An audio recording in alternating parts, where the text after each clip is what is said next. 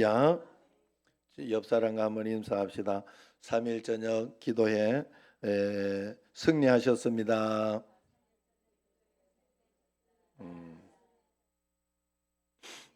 자, 오늘 이제 3일 저녁 기도.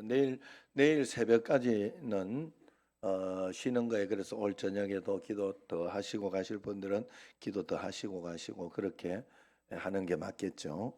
그래서 모레 새벽에는 오셔야 됩니다. 금요일 새벽에는 오셔야 돼요. 자, 오늘 말씀은 하나님께서 나를 얼마나 깊이 사랑하시고 얼마나 완벽하게 나를 아시는가 하는 것에 대한 그런 고백입니다. 여러분, 우리가 마음에 어떤 것을 믿고 어떤 생각을 하느냐가 굉장히 중요해요. 먼저 여러분들에게 이것을 이야기하고 싶어요. 내 마음속에서 답답하고 불안하고 걱정이 있으면 그건 어떻게 해야 돼요? 우리가 마음에 있는 걸 그러니까 기도는 하는데 기도하는 이유가 뭐죠? 쫓아내려고. 왜냐하면 그건 하나님이 주신 게 아니에요. 알면 원수가 집어넣은 건데 그걸 끝까지 가지고 내가 마음에 있으면 안 되는 거예요. 늘 여러분들에게 말씀드렸지만 살구 이야기를 늘 드리잖아요. 살구 이야기. 입에 자두, 살구. 뭐가 드시죠? 자두와 살구 중에? 자두 또 단 게 있어가지고 자두를 입에 하나 콱 씹었다고 생각해 보세요. 생각만 했는데 여러분 콱 씹었다고 생각만 했는데 침이 고여요. 신기해요. 이게 먹어서 침이 고이는 게 아니야. 생각을 했는데 침이 고여요. 몸이 반응한다는 소리. 여러분 뭐 한 40이 되거나 30이 넘은가 거기서 이렇게 보면 내가 어디에서 들었어요. 매일 암세포가 그렇게 생긴대. 그렇게 많이 생긴대. 그런데 그걸 긍정적이고 좋은 생각을 가지고 이렇게 살아가면 거기에서 걱정하고 두려워하고 막 그러면서 암울하다 답답하다 하는 마음을 가진 그 생긴 암세포들이 그대로 응고가 되면서 암이 돼버린대요. 그런데 좋은 마음과 좋은 생각으로 이렇게 긍정적으로 잘 바라보고 하면 그걸 죽인대요. 그게 죽여서 매일매일 우리가 그렇게 살아간다고 합니다. 여러분 마음속에 내가 속에서 일어나고 생각나는 이것이 아무것도 아닌 것 같아도 굉장히 중요한 거예요. 그래서 저도 어떤 일들이나 나쁜 거나 이런 거 있을 때는 언제나 좋은 것을 생각하고 바라봅니다. 아니면 미래의 소망을 바라봅니다. 그리고 또 지금 답답하고 속상한 거 있으면 하나님께서 이걸 잘 이겨내서 더 좋은 걸 주실 것을 소망합니다. 그러면 그것이 쫓겨나요. 나쁘게 생각했던 것이 쫓겨나고 더러운 것들이 물러가게 됩니다. 여러분 이건 내가 해야 되는 거예요. 자유의지가 있고 내게 있는 것이기 때문에 내가 해야 되는 겁니다. 여러분 매일매일 하나님 앞에서 하나님 말씀 주면 뭐합니까? 말씀이 있으면 못해요. 말씀을 내 것으로 받아들이지도 않고 그냥 그렇게 살아간다면 아무것도 아닌 거죠. 말씀을 잘 순종하고 따라가야 할 줄로 믿습니다. 그래서 하나님은 우리를 엄청나게 사랑하시고 굉장히 나를 아끼신다 하는 것을 절대로 마음속에 잊어버리면 안 돼요. 그래서 부모가 날 안 사랑해도 돼요. 왜? 형제가 나를 안 사랑해도 돼요. 이웃이 나를 미워해도 돼요. 왜? 하나님이 나를 사랑하시고 나를 지으신 분은 하나님이시니까, 창조주 하나님이시니까 그 하나님이 나를 사랑하신다는데 내가 걱정할 게 있느냐. 이걸 정말 믿는 사람과 믿지 못하는 사람의 삶은 완전히 다릅니다. 믿어야 될 줄로 믿습니다. 마치 하나님이 우리 한 사람 한 사람에 대해서 이 사랑하는 마음을 오늘 써내려간 그런 은밀한 사랑의 일기장과 같은 내용이에요. 오늘 내용이. 혹시 살면서 아무도 날 몰라준다 이런 외로움을 느껴본 적이 있습니까? 아니면 내가 하는 일을 하나님은 정말 알고 계실까? 보고 계실까 하는 의문을 품어본 적은 없습니까? 오늘 시편은 139편은 그 질문에 대해서 나는 너를 너무나 잘 알고 있다. 너의 모태에서부터 나는 너를 다 알고 있다 하는 것을 하나님이 시원하게 대답해 주는 그런 내용입니다. 오늘 말씀은 첫 번째로 하나님은 우리의 숨겨진 마음까지 꿰뚫어 보고 계신다고 이야기해요. 시작부터 다윗은 깜짝 놀란 고백을 하죠. 1절에 같이 읽어봅시다. 여호와여 주께서 나를 살펴보셨으므로 나를 아시나이다. 나를 살펴보고 계시대요. 지금 다 살펴보고 계시. 내 마음속에 속이 어떤가, 시기, 질투 어떤 그런 것을 가지고 있는가. 제가 이렇게 보면서 미얀마 청년들, 미얀마 사람들이 와서 일을 하고 이렇게 하는데 우리 교회는 그래도 참 따뜻하게 다들 잘 이렇게 해주는 것 같아요. 배려해주고. 그래서 담임 목사를 닮아가지고 참 잘하신다, 보기 좋다, 저는 그런 생각을 합니다. 그런데 제가 세상 가운데 이렇게 가보니까 차별이 심해요. 참 차별이 심해요. 우리도 외국에 가서 살면 아마 그럴 거예요. 분명히 그럴 거예요. 그게 자연스럽게 나오는 것 같아요. 그리고 또 뭘 해도 다 잘 못 알아들으니까, 잘 알아들어도 또 본토 있는 사람하고는 좀 다른 것 같아요. 그래서 내가 그걸 보면서 너무 속상하기도 하고 기분 나쁘기도 하고 그런 일들이 있더라고요. 그런데 제가 분명히 아는 것은 하나님 앞에서 그렇게 살아가지고는 하나님의 복음 받지는 못해요. 하나님은 그런 사람을 하나님께서 잘 쓰시고 그렇게 하진 않아요.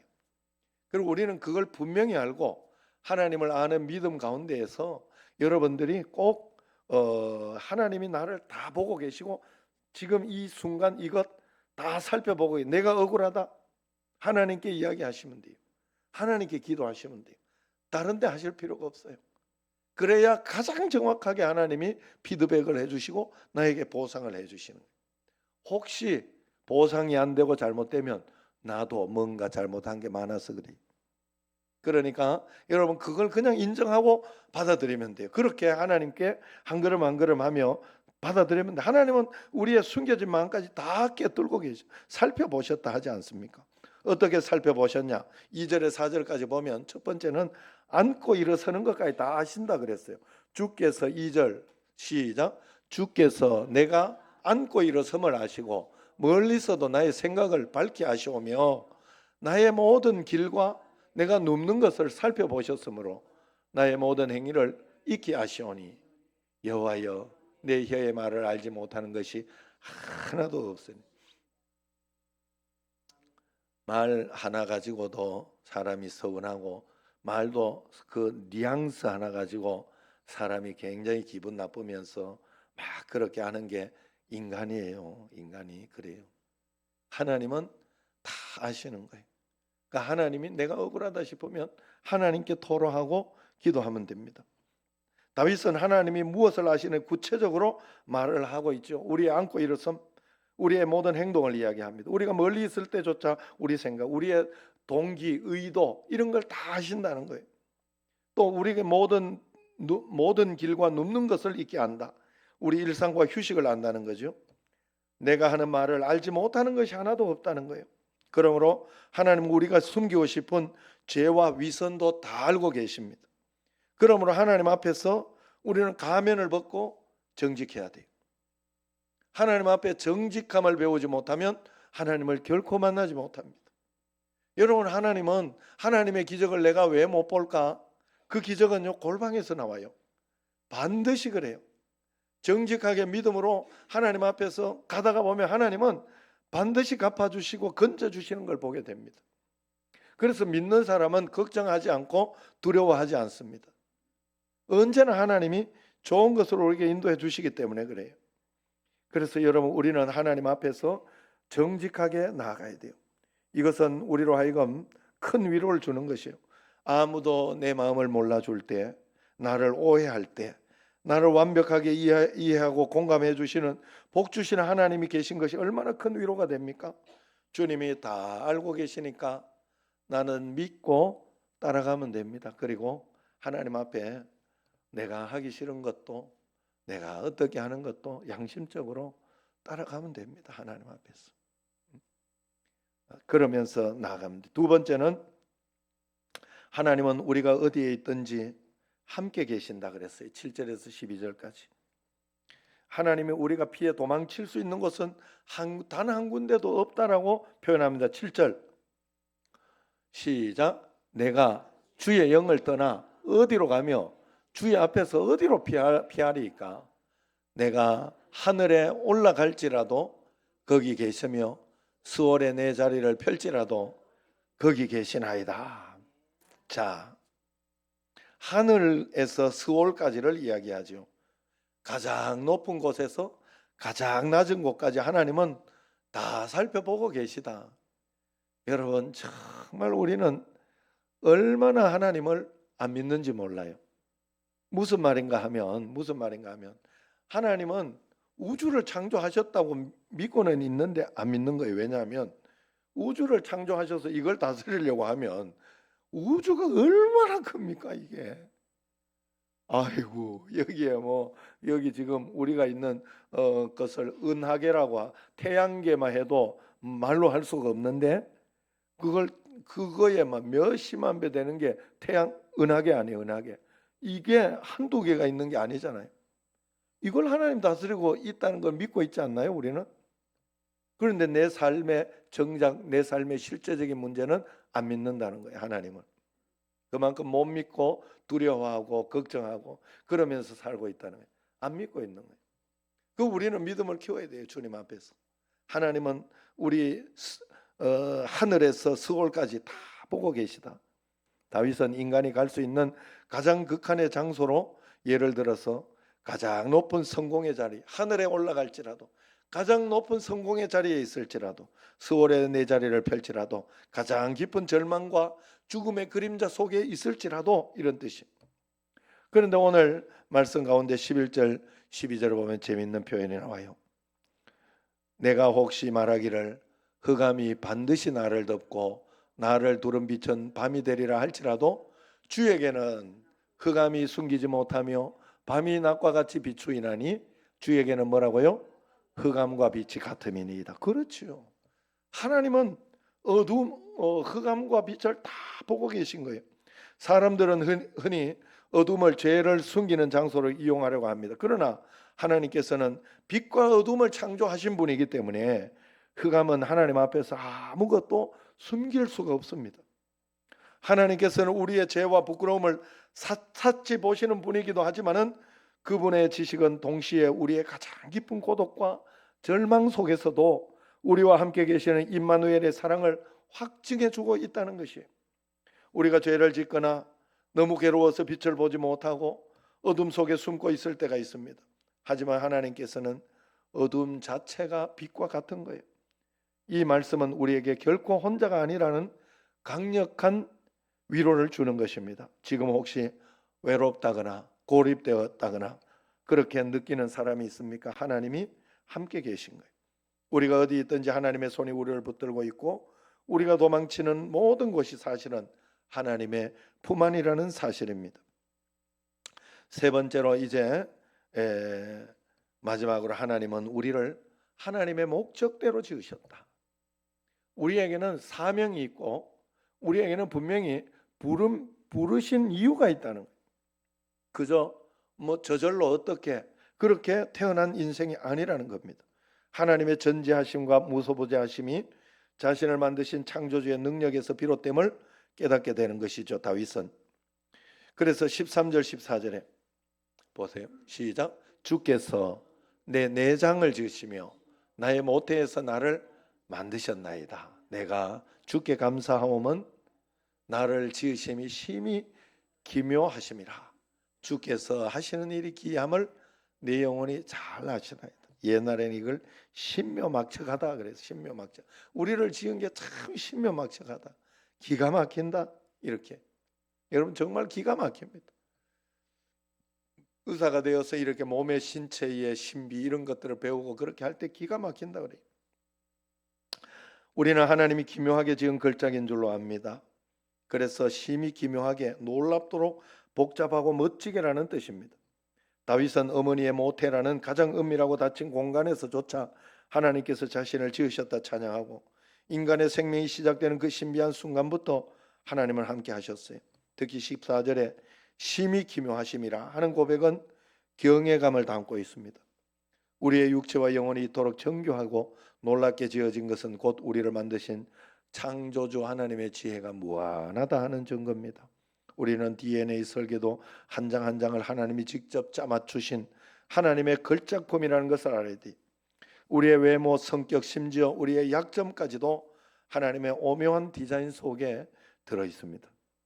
그러므로 다른 사람과 비교하며 나는 왜 이 모양일까 하고 자존감을 깎아내리면 안 돼요. 하나님은 당신을 만드실 때 한 번도 실수한 적이 없다 하는 것을 알아야 됩니다.